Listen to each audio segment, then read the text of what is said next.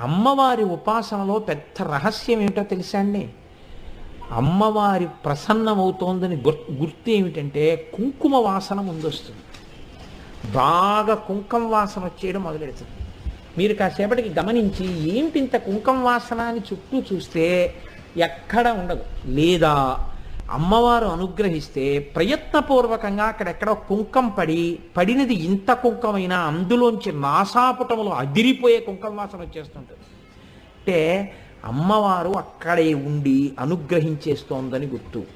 ఇది ధ్యానమగ్నులైన వారికి మాత్రమే తెలుస్తుంది ఈ రహస్యం. కాబట్టి అమ్మవారి అనుగ్రహం ఒకటి లోకంలో మీరు బాగా జ్ఞాపకం పెట్టుకోండి, హనుమ యొక్క అనుగ్రహం ఒకటి. ఈ రెండు చాలా తొందరగా వచ్చేస్తాయండి, చాలా తొందరగా కనపడతాయి. ఎక్కువ సమయం పట్టదు, చాలా తొందరగా అమ్మవారు అనుగ్రహించేస్తుంది. తల్లి తల్లే, అమ్మ అమ్మే.